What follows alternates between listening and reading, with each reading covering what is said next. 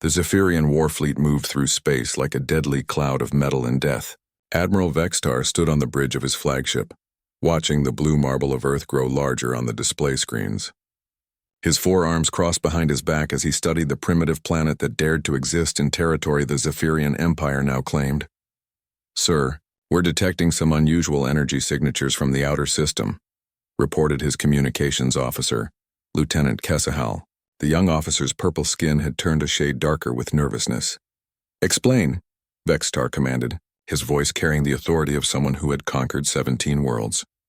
"There are observers, sir. Ships that don't match any known design in our databases. They're just watching us." Vextar's main eyes narrowed while his smaller secondary eyes continued monitoring the tactical displays. In his 300 years of military service, he had learned that unknown variables usually meant trouble. But he had orders from the High Command. Earth contained rare minerals needed for the Empire's expansion, and the primitive humans would either surrender or be eliminated. "How many ships?" he asked. "Difficult to say, sir. Our sensors keep picking up different signatures. At least 12 distinct vessel types, but they're using some kind of stealth technology we've never seen before." The Admiral's mandibles clicked together in thought. The intelligence reports on humanity had been thorough. They were a young species, barely 5,000 years into their recorded civilization. They had only achieved faster-than-light travel 50 years ago and had established exactly 3 colonies beyond their home system. Their technology was primitive, their military unorganized, and their population was constantly fighting among themselves. "Sir, incoming transmission from the planet's surface," announced the communications officer. "Put it through." The main screen flickered and displayed a human female with gray hair and tired eyes. She sat behind a simple wooden desk in what appeared to be a basic office. Behind her, a blue flag with white symbols hung on the wall.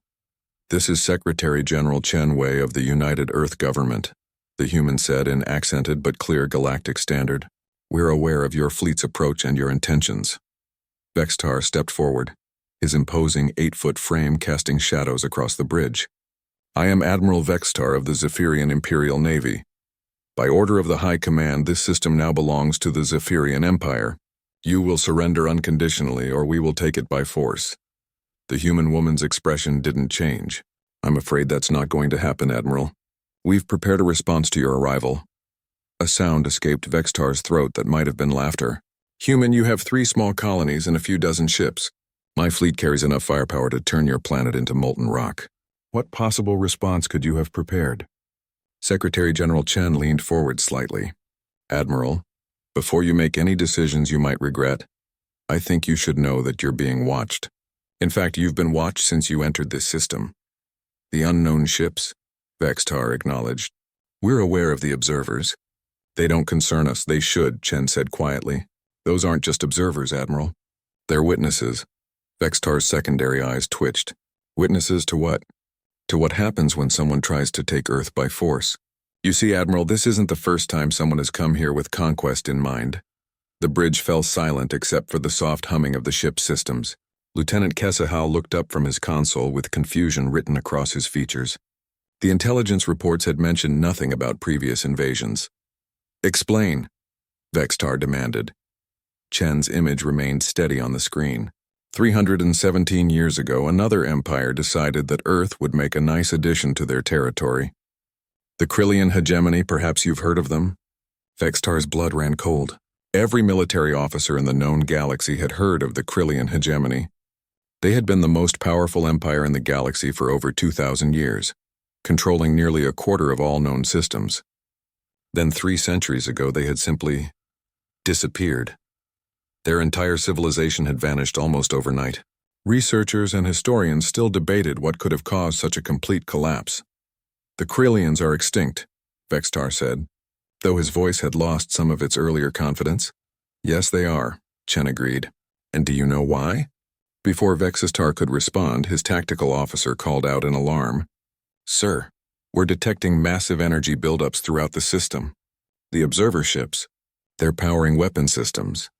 On the display screens around the bridge, new contacts began appearing. Ships that had been invisible moments before suddenly became visible as their stealth systems deactivated. They were unlike anything in the Zephyrian military database. Some were sleek and organic-looking. Others appeared to be made of crystalline structures that bent light around them. Still others looked like they had been grown rather than built. "Incoming transmission, sir," Lieutenant Kesahal announced, his voice barely above a whisper. "Multiple sources. Put them through." The screen split into dozens of sections, each showing a different alien face. Vextar recognized some of the species. The crystalline ethereals, the plant-like Verdani, the energy beings known as the luminals. Others were completely unknown to him, but what chilled him to his core was that every single one of these species was supposed to be either extinct, mythical, or so advanced that they had withdrawn from galactic affairs eons ago. One of the beings, an ethereal whose body seemed to be made of living diamond, spoke first. "Admiral Vextar of the Zephyrian Empire, we are here as representatives of the Galactic Council of Protectors." "The Council is a myth," Vextar breathed. "No, Admiral," the ethereal continued. "We are very real, and we have been watching over humanity since they first looked up at the stars." Another being, this one appearing to be made of pure light, added its voice to the conversation. 317 years ago, we watched the Krillian hegemony make the same mistake you are contemplating today." Vextar looked back at the human on the screen. Secretary General Chen's expression had not changed, but now he could see something else in her eyes. It wasn't fear or desperation. It was pity. "What happened to the Krillians?" he asked, though he was beginning to suspect he didn't want to know the answer. The ethereal's crystalline features seemed to shift slightly. "They learned what happens when someone threatens humanity's homeworld. Would you like a demonstration, Admiral, or would you prefer to turn your ships around and never return?" Admiral Vexitar's hands trembled as he processed what he was seeing. The tactical display showed his fleet of 200 warships surrounded by vessels that shouldn't exist. His mind raced through everything he knew about galactic history, trying to make sense of what was happening. "This is impossible," whispered Commander Zethral, his second in command. "The Council of Protectors is a story told to children, ancient beings who supposedly guided younger races and then vanished into legend." Secretary General Chen's voice cut through their confusion. "Admiral, I think it would help if you understood exactly what you're dealing with. Perhaps our friends could share some history with you." The ethereal being's crystalline form pulsed with inner light. "Very well. Admiral Vextar, your species achieved spaceflight 2,000 years ago. You've built an empire spanning 47 systems. You consider yourselves ancient and powerful." "We are powerful," Vexitar said, but his voice lacked conviction. A new voice joined the conversation. This one came from a ship that looked like it had been carved from a single massive bone. The being speaking appeared to be some kind of reptilian creature with scales that shifted between colors as it spoke. "I am Elder Sistis of the Serpentine Dominion," the creature said. "My people achieved faster-than-light travel when your world was still cooling from its formation. We were old when your ancestors first crawled from whatever primordial soup spawned them." Another transmission activated, this one from a ship that seemed to be made entirely of flowing metal. The being inside was humanoid, but appeared to be constructed from the same liquid metal as its ship. "I am Flux Commander Argentum of the Flowing Ones. We transcended physical form before your star ignited. Yet we all serve the same purpose now, protecting humanity." Vextar's mind reeled. These weren't just advanced species. These were beings from the earliest epochs of galactic civilization. Races that had either been thought extinct for millions of years, or had passed into the realm of myth and legend. "Why?" he managed to ask. "Why do beings like you protect a species that barely learned to fly between worlds 50 years ago?" The light being pulsed brighter as it responded. "Because, Admiral, humanity is special in ways your people cannot comprehend. Would you like us to show you what we showed the Krillians?" "Sir," Lieutenant Kesahal called out from his station, "I'm detecting temporal distortions around several of the Council ships. It looks like they're accessing historical data streams." Before anyone could respond, the main screen changed. Instead of showing the various alien faces, it now displayed what appeared to be a recording. The image quality was perfect, as if they were watching events unfold in real time. The scene showed Earth as it had been 3 centuries ago. The planet looked much the same, though the city lights were different patterns and there were fewer orbital stations. Approaching the planet was a massive fleet that dwarfed even Vextar's impressive armada. The Krillian hegemony, Secretary General Chen explained. At the time, humanity had just achieved faster than light travel. We had no colonies, no allies, and certainly no military capable of standing against an empire that controlled thousands of worlds. The recording showed the Krillian fleet taking positions around Earth. Their ships were massive, angular vessels that bristled with weapons. The lead ship was the size of a small moon. The Krillian Supreme Admiral was named Vorthak, the ethereal continued. He was considered one of the greatest military minds in galactic history. He had personally overseen the conquest of over 300 species. In the recording, they could see the communications between the Krillian fleet and Earth. The human leaders of that era looked terrified and desperate. They offered everything they had, their resources, their technology, even their freedom. All they asked was that their people be allowed to live. Vorthak had refused.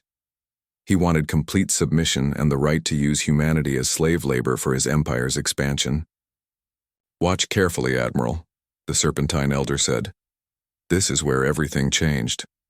The recording showed the moment when the Council ships had appeared around the Krillian fleet. Just like now, they had materialized from nowhere, surrounding the invaders. The similarity to the current situation was not lost on Vextar. Vorthak made the same mistake you are considering, the flowing commander noted. He assumed that his technological superiority and military experience would see him through. In the recording, they watched as Vorthak ordered his fleet to attack the Council ships. What happened next defied everything Vextar understood about space combat. The Council ships didn't return fire in any conventional sense. Instead, they simply changed things. Krillian weapons fired but struck nothing but empty space. Their shields activated but protected them from no incoming damage. Their ships moved but found themselves exactly where they had started. The Council doesn't fight wars the way younger species do, Chen explained. They don't destroy ships or kill crews. They simply demonstrate the futility of resistance. The recording showed Krillian ships beginning to malfunction in impossible ways. Computers showed readings that couldn't be real. Weapons powered down without being touched. Life support systems continued working but displayed error messages that read like poetry. Vorthak lasted exactly 17 minutes before he ordered his fleet to withdraw, the light being said. He returned to Krillian space convinced that he had encountered some kind of elaborate trick or new technology. What happened then? Vextar asked, though he suspected he already knew. He gathered every ship the hegemony could spare, the ethereal replied. Nearly 10,000 vessels, the largest invasion fleet in recorded history. He was convinced that with enough firepower, he could overcome whatever defenses humanity possessed. The recording fast-forwarded to show the return of the Krillian fleet. It was indeed massive beyond imagination. Ships stretched from one side of the solar system to the other. The Council tried to warn him, Chen said quietly.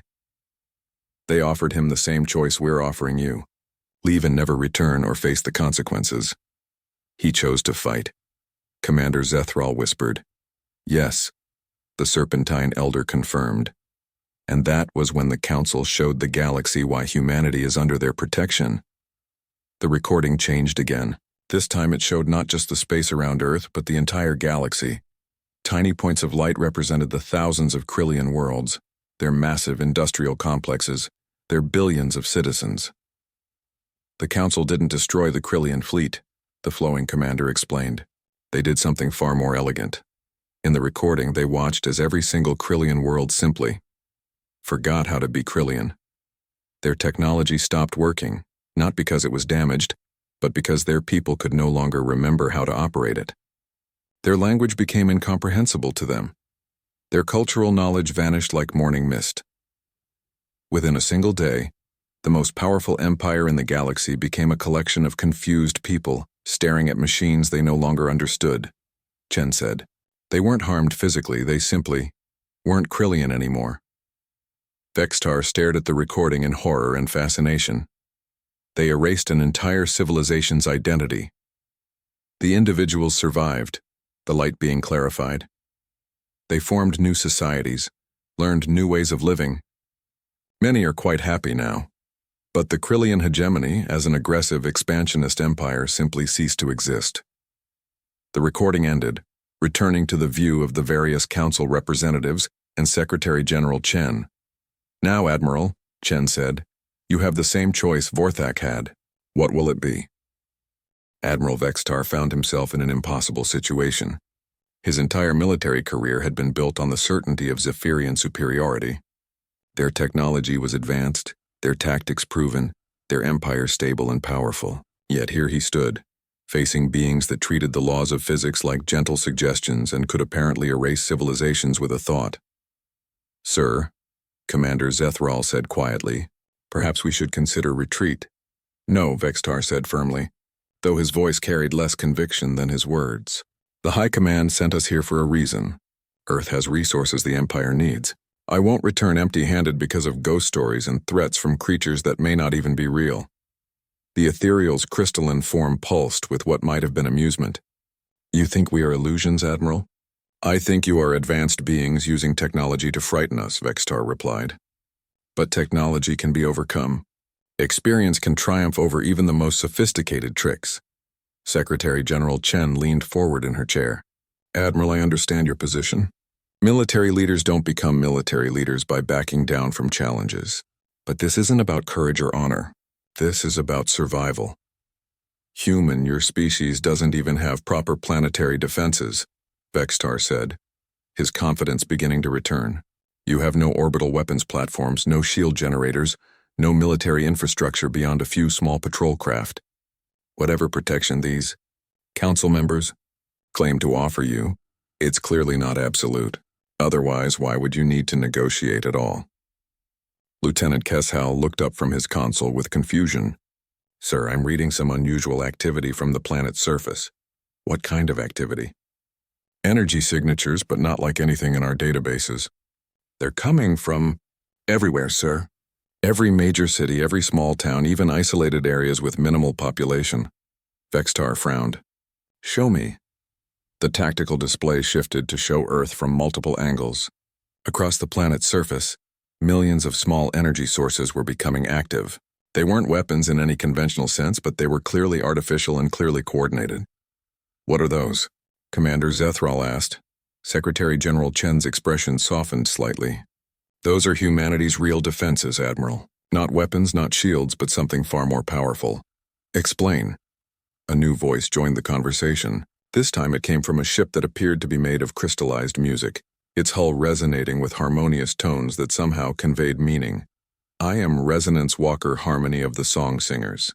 Admiral, your people see war as a contest of technology and strategy. You build bigger ships, more powerful weapons, stronger shields. This is the thinking of a young species. And what's wrong with that thinking?" Vextar demanded. "Nothing for conflicts between young species," the song singer replied. "But humanity is not just another young species. They are the inheritors of something your people lack." The Serpentine Elder's scale shifted to deep blue. "Tell him about the others who tried harmony." The song singer's ship hummed a different tune. "Very well. Admiral, in the past 3 centuries since the Krillian incident, 17 other species have attempted to conquer or destroy humanity. Would you like to know what happened to them?" Vextar said nothing, but his secondary eyes were focused intently on the display. "The mechanical collective tried to assimilate humanity 47 years ago," the light being said. "Machines that could convert any organic matter into more of themselves. They saw humanity's rapid expansion and wanted to add their biological distinctiveness to their own." "What happened to them?" Commander Zethral asked. "They learned that humanity's creativity is infectious," the flowing commander replied. "The collective was designed to impose order and uniformity. But human thoughts are chaotic, unpredictable, full of art and music and stories that don't follow logical patterns. When they tried to assimilate human minds, they absorbed that chaos. The collective is still active," the ethereal added, "but now they spend their time writing poetry and composing symphonies. They've become artists instead of conquerors." Vextar's mandibles clicked nervously. "You're saying humanity converted them?" "Not intentionally," Chen said. "That's what makes humanity special, Admiral. They don't just survive contact with other species. They change them, usually for the better. The song singer's ship resonated with a complex melody. The void spawns tried next, creatures from dark space that fed on fear and despair. They surrounded Earth and began broadcasting terror directly into human minds. And humans responded by creating support groups, the Serpentine Elder said. They turned the experience into art, wrote songs about overcoming fear, and developed new therapies for anxiety disorders. The void spawns found themselves feeding not on terror but on hope and resilience. It gave them such indigestion that they fled to the far side of the galaxy. Lieutenant Kesahal was now monitoring the energy readings from Earth's surface more closely. Sir, the energy signatures are becoming more complex. It's like they're communicating with each other. They are, Chen confirmed. Every human on Earth is now connected to our collective defense network. Not through technology, Admiral, but through something far more fundamental. What are you talking about? Vextar demanded. The ethereal's form brightened. Admiral, your species evolved on a world where survival meant competing with each other. The strongest, fastest, and smartest of your kind survived to reproduce. This created individuals who excel at personal achievement. And that's wrong. Not wrong, just limited, the light being replied. Humanity evolved differently. They survived by cooperating. A single human is weak, slow, and has no natural weapons. But together, they became the most successful species their planet had ever produced. Even now, the flowing commander added, humanity's greatest achievements come from their ability to work together. Their art, their science, their exploration of space, all of it depends on cooperation between individuals. The song singer's melody became more urgent. This is what the Council protects, Admiral. Not just another species, but a species that improves everything it touches. Humanity doesn't conquer worlds, they make allies of them. The energy readings are stabilizing, sir, Lieutenant Kesahal reported. And I'm detecting something else. The human ships in this system, they're not running. Vextar looked at the tactical display. It was true. The small human fleet was moving to intercept his much larger force. 36 small ships against 200 Zephyrian warships. They can't possibly think they can win, Commander Zethral said. No, Chen agreed, but they think they can protect their home long enough for something else to happen. What else? The ethereal pulsed brighter. Admiral, humanity's real defense isn't weapons or shields. It's the fact that every species they've ever encountered has chosen to become their ally rather than their enemy. Even the ones who came to conquer them. That's ridiculous, is it? The song singer asked. Admiral, answer this question honestly. In the past hour of talking with Secretary General Chen, have you found yourself respecting her courage? Her composure under pressure? Her willingness to protect her people even when facing impossible odds? Vextar remained silent. You have, haven't you? The Serpentine Elder observed. That's what humanity does, Admiral. They make you want to be better than you are. Admiral Vextar stared at the tactical display showing the approaching human ships. They were small, barely armed compared to his massive warships, yet they moved with purpose and coordination that spoke of experienced crews. Something about their formation bothered him, but he couldn't identify what. Sir, incoming transmission from the lead human vessel, Lieutenant Kesahal announced. Put it through. The screen split to show a human male in a simple blue uniform. His hair was gray at the temples, and his eyes held the kind of steady confidence that came from years of command experience. Admiral Vextar, I'm Captain Sarah Mitchell of the Earth Defense Ship Endeavor. I wanted to speak with you before things go any further. Vextar's secondary eyes twitched. The human had used his name and rank correctly, despite never having been introduced. Captain Mitchell, you're approaching a Zephyrian battle fleet with inferior numbers and outdated technology. I assume you're here to surrender. Captain Mitchell's expression didn't change. Actually, Admiral, I'm here to make you an offer.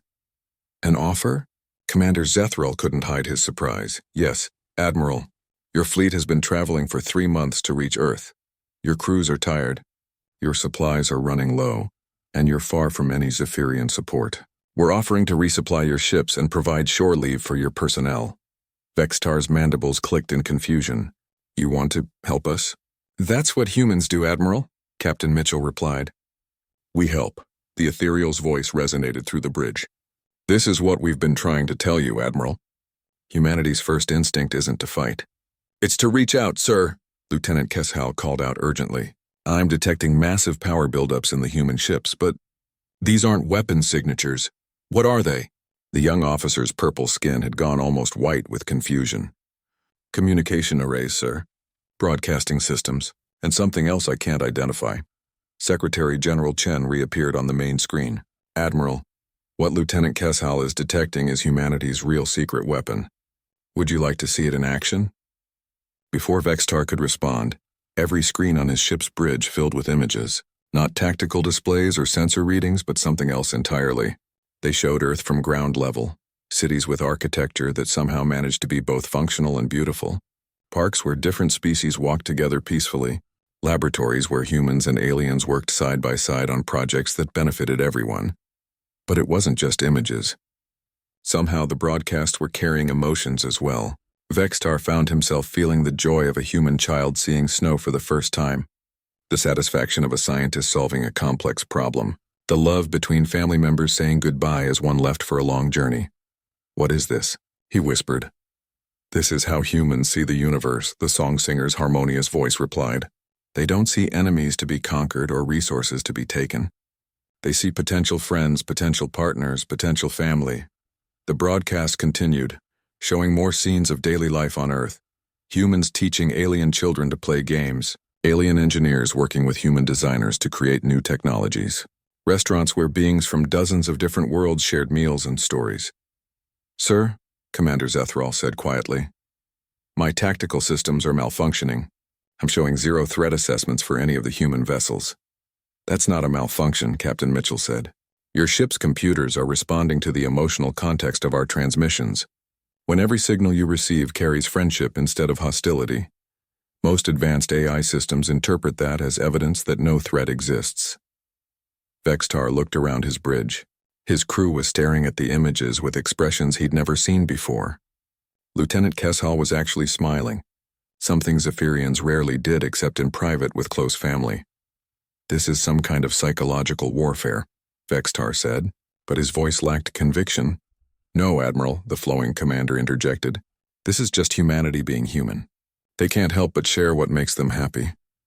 The transmissions shifted to show something that made Vextar's blood run cold. The images now displayed Zephyrian civilians on Earth. His own people living peacefully in human cities, working alongside humans, even intermarrying with them. When did this happen? He demanded. 3 years ago, Secretary General Chen replied. The transport ship Kethmalar had engine problems near our system. We rescued them, repaired their ship, and offered them safe harbor while they waited for pickup. The High Command never mentioned this. No, they wouldn't, Chen said sadly, because half of your people chose to stay. They're citizens of Earth now, Admiral. They found something here they couldn't find in the Empire. The images showed Zephyrian children playing with human children, their natural four-armed agility making them excellent at sports that required coordination. They showed Zephyrian engineers working on projects that seemed to blend their natural technical skills with human creativity. Impossible, Commander Zethral breathed. Our people would never abandon the Empire. They didn't abandon anything, Captain Mitchell said gently. They found something better, a place where their skills were valued, where they could contribute to something larger than conquest and expansion. The Serpentine Elder's scales had shifted to a warm gold color. This is what the Council has been trying to preserve, Admiral. Not just humanity, but humanity's gift for transformation. Every species they encounter becomes better than it was before. Vextar watched the images continue to flow across his screens. He saw Zephyrian scientists making discoveries they never could have made alone. He saw Zephyrian artists creating works that blended their traditional forms with human influences, creating something entirely new and beautiful. Sir, Lieutenant Keshal said softly, I'm receiving personal messages from the Zephyrian citizens on Earth. They're asking about their families back home. Personal messages? Yes, sir. It seems they've been trying to contact their relatives in the Empire for months, but their communications have been blocked by Imperial censors. Vextar felt a cold certainty settling in his stomach. Show me the messages. The screen filled with Zephyrian faces, but they looked different somehow. Happier, more relaxed. They spoke of their new lives, their human friends, their hopes for the future. But they also spoke of missing their families and their desire to share what they'd learned on Earth. The High Command has been censoring these communications, Chen said quietly. They were afraid that if other Zephyrians learned what life was like on Earth, they might want to come here too. That's not... Vextar stopped. It was exactly what the High Command would do. He'd seen them suppress information before when it didn't serve the Empire's interests. Admiral, Captain Mitchell said, would you like to speak with some of your people? They're all volunteers for the Earth Defense Force now. They've been hoping for a chance to show the Empire that there's a better way to live. Before Vextar could respond, another transmission activated. This one showed a Zephyrian in an Earth defense uniform, standing on what appeared to be the bridge of a human ship. Admiral Vextar, the Zephyrian said in their native language, I am Commander Yisthek, formerly of the Imperial Engineering Corps. I need to tell you something about what the High Command isn't telling you about Earth. Admiral Vextar stared at the image of Commander Yisthek in shock. He remembered the engineer well. Yisthek had been one of the brightest minds in the Imperial fleet, responsible for designing the power systems on half of their newest warships. His disappearance 3 years ago had been explained as a deep space accident. Yisthek, you're supposed to be dead, Vextar said. The Zephyrian commander's mandibles moved in what humans had taught him was a smile. I was dead, Admiral. Dead inside, working on projects that existed only to help the Empire conquer more worlds. Here I'm alive, you're a traitor. No, Admiral. I'm free. Yisthek gestured to something off-screen. Let me show you what I've been working on. The image expanded to show a massive construction project in space near Earth. Ships from dozens of different species worked together on what appeared to be a space station, but unlike any Vextar had ever seen. Instead of the cold, functional architecture of military installations, the structure flowed like art with sections that seemed to grow organically from a central core. This is Hope Station, Yisthek explained, a joint project between humanity and 43 other species. It's not a military base or a trade station, it's something new. What's its purpose? Commander Zethral asked. Everything, Yisthek replied. Research, art, education, diplomacy, exploration. It's a place where different species can come together to work on projects that benefit everyone. Secretary General Chen reappeared on screen beside Yisthek's image. Admiral, Hope Station represents something that's never existed before in galactic history. A truly cooperative venture where no single species dominates and every voice is heard equally. Impossible, Vextar said. Different species have different needs, different goals. Cooperation on that scale can't work. The ethereal's crystalline form pulsed. That's what every other species believed, Admiral. Until they encountered humanity. The humans don't just make cooperation possible, the song singer added, its ship resonating with harmonious tones. They make it enjoyable. Lieutenant Keshal looked up from his console with wonder in his eyes. Sir, I'm detecting incredible technological signatures from that station. Some of the energy readings are beyond anything in our databases. Of course they are, Yisthek said proudly. When you have 43 different species sharing their knowledge freely, you can accomplish things that none of them could achieve alone. The screen shifted to show the interior of Hope Station. Vast laboratories where beings of different species worked side by side. Libraries that contained not just data, but actual experiences shared through technologies that allowed one species to understand how another perceived the universe. Art galleries that displayed works created collaboratively by minds that evolved on different worlds. This is what the High Command fears, Yisthek continued. Not humanity's military power, but their ability to show other species that the Empire's way isn't the only way. Vextar's secondary eyes focused on the tactical displays. The Empire brings order to chaos. We provide stability and protection. You provide control and stagnation, Yisthek replied sadly. Admiral, when was the last time the Empire created something beautiful? When did we last make a discovery that wasn't immediately turned into a weapon? The question hit harder than Vextar expected. He couldn't remember the last time the Empire had produced art for its own sake, or conducted research that wasn't military in nature. Sir, Lieutenant Keshal interrupted. I'm receiving a priority transmission from the Imperial Fleet Command. Put it through. The screen filled with the imposing figure of High Admiral Krexnall, Supreme Commander of the Imperial Navy. His scarred face and cybernetic eye implants spoke of decades of military campaigns. Admiral Vextar, why have you not begun the bombardment of the human world? Krexnall demanded. Sir, the situation is more complex than our intelligence indicated. There are unknown forces protecting Earth, and I've discovered that Imperial citizens are living peacefully on the planet. Imperial citizens who have committed treason by abandoning their posts, Krexnall snarled. You will destroy the planet and everyone on it, including the traitors.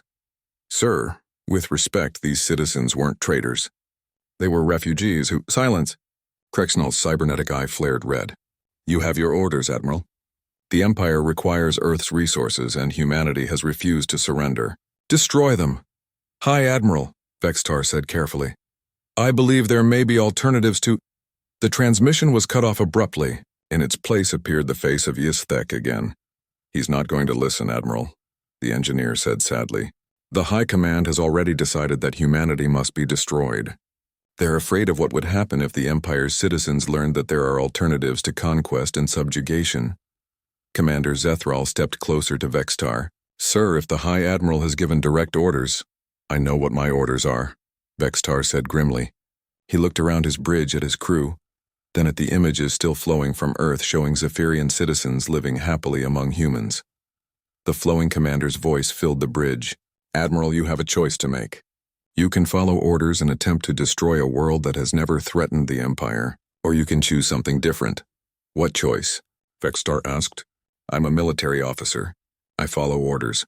Even orders that are wrong? Captain Mitchell asked from her ship. Orders are orders. Secretary General Chen leaned forward on the screen. Admiral, can I ask you something? Why did you join the Imperial Navy? To serve the Empire and protect our people. And have you always felt that your service accomplished those goals? Vextar remained silent. I've read your service record, Chen continued. 47 worlds conquered, 17 species enslaved or extinct. How many of those worlds actually threatened the Zephyrian Empire? Irrelevant. They had resources we needed, did they? Or did the Empire want them because expansion is the only way it knows how to define success? The Ethereal's voice resonated through the bridge. Admiral, we're offering you the same choice we offered your citizens 3 years ago. You can continue serving a system that reduces every interaction to conquest or submission, or you can discover what it's like to be part of something that creates instead of destroys. Sir, Lieutenant Keshal said quietly, the energy readings from Earth are changing again. It's like the entire planet is trying to communicate with us. Not communicate, the song singer corrected. Singing. What? The sound that filled the bridge was unlike anything any Zephyrian had ever heard. It was music, but not just music. It was the combined voices of billions of humans and the thousands of aliens who had chosen to make Earth their home. They weren't singing words in any language, but somehow the meaning was clear. They were singing about hope, about possibility, about the choice between fear and love. Sir? Commander Zethral whispered. My tactical computers are reporting that every weapon system on our fleet has been automatically safetied. By who? By us, Lieutenant Keshal said in wonder, staring at his console. The music. It's making us not want to fight. Admiral Vexitar looked at his screens, showing the impossible beauty of Hope Station, the faces of his own people living freely on Earth, and the offer of friendship from beings so powerful they could erase civilizations with a thought but chose instead to protect and nurture. Admiral, Chen said softly, what's it going to be? Admiral Vextar stood in the silence following Secretary General Chen's question. Around him, his bridge crew waited with expressions he had never seen on Zephyrian faces before. Hope, wonder, and something that might have been longing. The music from Earth continued to fill his ship, carried on frequencies that somehow bypassed their communication filters and spoke directly to something deeper than conscious thought. It wasn't controlling them or forcing compliance. Instead, it was simply showing them what harmony felt like. Sir, Lieutenant Keshal said quietly, I'm detecting movement in our fleet. Vextar looked at the tactical display. Several of his ships were breaking formation, moving toward Earth rather than away from it. What are they doing? Unknown, sir. They're not responding to hails, but they're not showing any aggressive intent either. Captain Mitchell's voice came from the human ship. Admiral, 3 of your captains have requested permission to dock with our vessels. They want to talk. Talk about what? About their options, Commander Yisthek said from Hope Station. Admiral, your captains aren't stupid. They can see what's happening here just as clearly as you can. The Ethereal's crystalline form pulsed with gentle light. This is always the hardest moment, Admiral. When a being realizes that everything they've been taught about strength and power might be wrong. I'm not wrong, Vextar said, but his voice lacked conviction.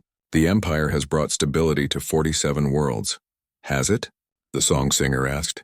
Or has it brought fear masked as stability? Admiral, when was the last time you visited one of the worlds the Empire liberated? Have you seen how they live under Imperial rule? Vextar's mandibles clicked nervously. The truth was, he had seen the conquered worlds.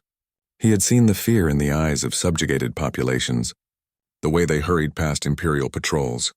The sullen compliance that came from knowing resistance was futile. Sir, Commander Zethral said hesitantly. Permission to speak freely? Granted. Sir, I've been thinking about my clutch siblings back home. They're all in different Imperial services. My sister Velthera works in resource extraction on Kepler-7.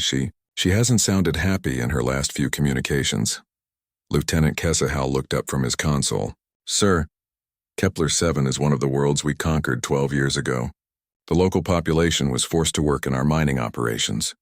They were given employment and Imperial citizenship, Vextar said automatically. Were they given a choice? Secretary General Chen asked gently. Vextar didn't answer. The screen shifted to show new images from Earth, but these were different from before. Instead of showing the peaceful cities and cooperative projects, they showed something else entirely.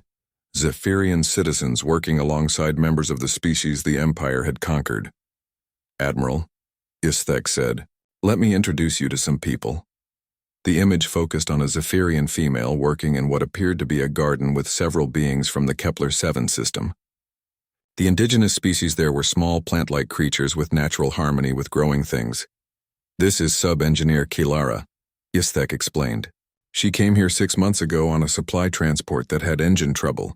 She was fascinated by how the Kepler-7 refugees had adapted their agricultural techniques to Earth's soil. The plant-like beings were teaching the Zephyrian engineer how to encourage certain types of growth without the harsh chemical fertilizers the Empire typically used. In exchange, she was showing them how to use simple tools to expand their cultivation areas. The refugees, Vextar asked. From the mining operations on their homeworld, Chen said quietly. When their soil was contaminated by Imperial extraction techniques, we offered sanctuary to any who wanted to come here. You're harboring Imperial citizens and conquered peoples together.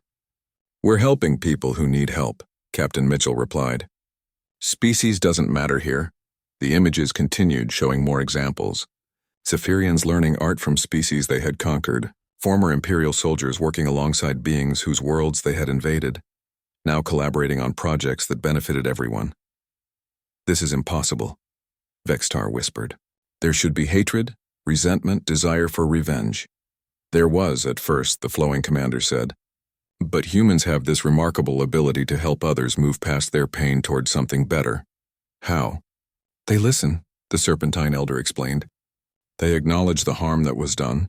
They work to repair what can be repaired. And they focus on building something new rather than dwelling on what was destroyed. Lieutenant Keshal's console chimed with an incoming message. Sir, it's from Captain Velthek of the destroyer Kethvash. He's requesting permission to defect. What? Sir, half our fleet is reporting the same thing. The crews are asking to stay here. Vextar looked around his bridge in shock. You want to abandon your oaths to the Empire? Sir, Commander Zethral said carefully, what if our oath was to the wrong thing?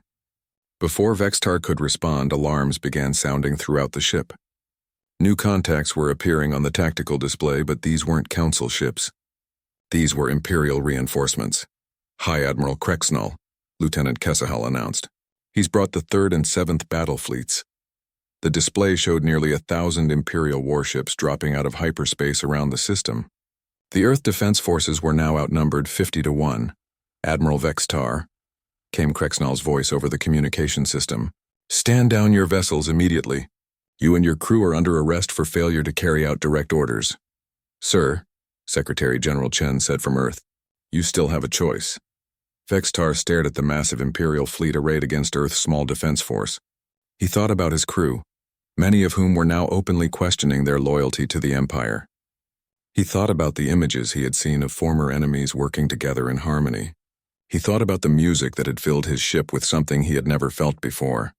Admiral, the ethereal said, the Council has remained neutral in conflicts between younger species, but if the Imperial fleet attacks Earth, we will act. You'll destroy them like you did the Krillians. We'll offer them the same choice we offered you. But if they choose violence, the crystalline being's form pulsed ominously. The galaxy will lose another empire, and it will be replaced by something better. Vextar looked at his crew one more time. Lieutenant Kesahal was watching him with hope in his eyes. Commander Zethral was standing straighter than she had in years. Even his normally emotionless bridge officers were waiting to see what kind of leader he really was. "Sir?" Commander Zethral said softly. "Orders?" Admiral Vextar took a deep breath and made the choice that would change galactic history. "All ships," he announced over the fleet communication channel. "This is Admiral Vextar. Disengage your weapon systems and request permission to dock with Earth defense vessels. We are hereby requesting sanctuary with the Terran Republic." "Sir," Lieutenant Kesahal's voice was filled with joy. "The entire fleet is confirming. Every ship is standing down." "Admiral Vextar," High Admiral Krexnall's voice boomed across the communication system. "You are a traitor to the Empire. We will destroy you along with this pathetic human world." "No," Vextar replied, surprising himself with the calm certainty in his voice. "You won't. Because as the Imperial 3rd and 7th Battle Fleets moved to attack, something remarkable happened. The crew members on those ships had been listening to the same transmissions, seeing the same images, hearing the same music that had transformed Vextar's fleet. One by one, ships began breaking formation. Not to attack, but to join the growing crowd around Earth. The age of the Empire was ending. The age of cooperation was just beginning, and somewhere in the depths of space, ancient beings who had guided the galaxy for eons watched with satisfaction as humanity did what they did best. They made everyone around them want to be better than they were.